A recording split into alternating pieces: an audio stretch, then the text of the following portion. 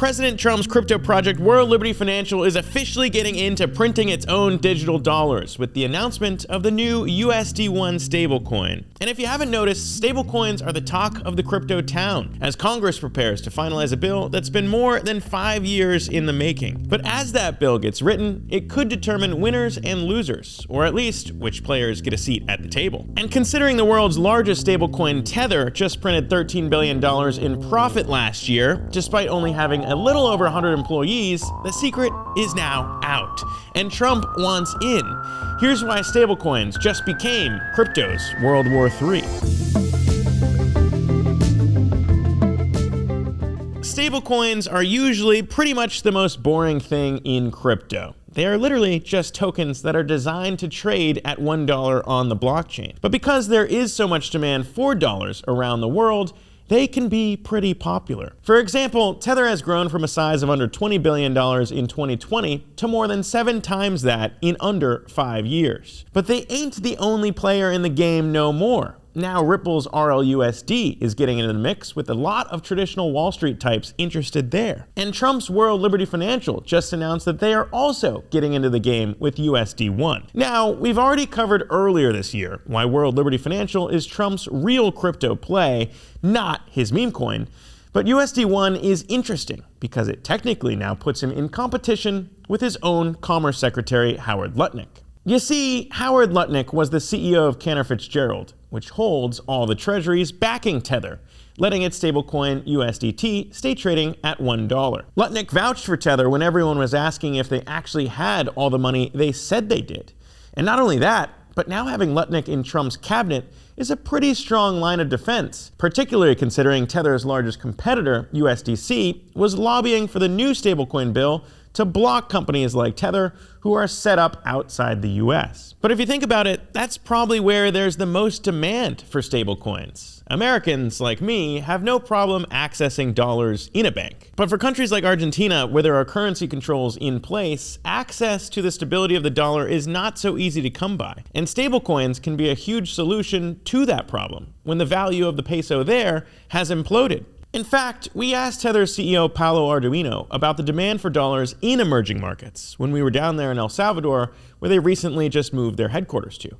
He said their focus on countries like that sets them apart from the competition. How do you look at what they've tried to say about you and what makes Tether different? We made enormous amount of profits that are almost unthinkable. The vast majority of the profits are within the company to be reinvested in boots on the ground, in opportunities in all the emerging markets.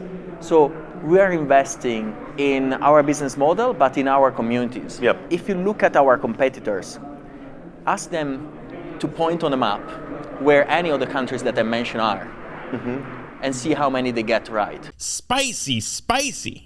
Which brings us to Trump's USD1, and not only why he's launching it, but with whom. Because part of the difficulty with stablecoins isn't actually holding the dollars or treasuries that back them, but winning adoption and people who want to use them. The more people who want to use your stablecoin, the more money you get to hold, and the more interest you get to collect as the issuer. It's free interest for you. Which is exactly why World Liberty Financial, teaming up with Binance, the world's largest crypto exchange, is so interesting. Not just because of Binance's size, but because Binance is aligned with China. I love China. And if you think about it, from a regulatory perspective, no one in crypto was more screwed than Binance in the US. Last year, the company was in shambles.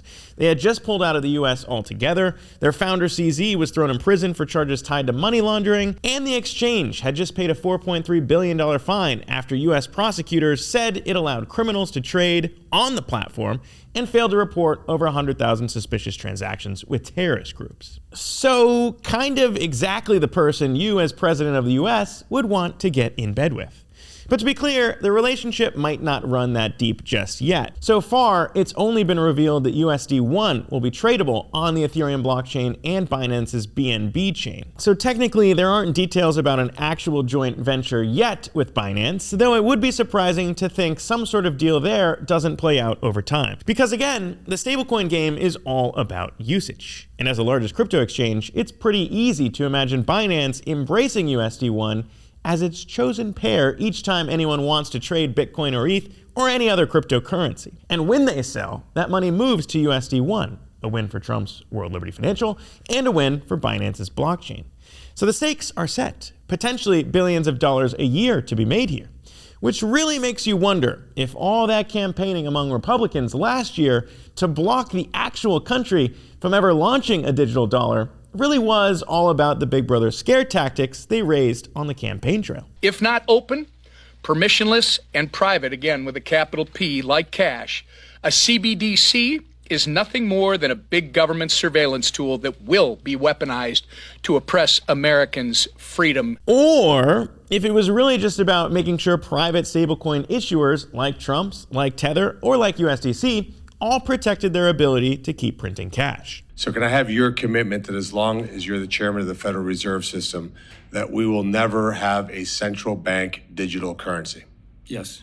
Thank you for that. Okay, so let's just review. Republicans went on a campaign trail rampage to block the US from launching its own digital dollar or CBDC, to prevent the government from weaponizing a digital dollar as a surveillance tool to infringe on freedoms, so that the crypto project, aligned with the president of the US, could turn around and launch its own digital dollar, in cahoots with the exchange, launched in China by a now convicted felon who may or may not be seeking a pardon. And look, that could be concerning. In fact, Texas, can we actually just back up on the clip we just played? Something that concerns me a lot is the idea that we would even look like China in any way.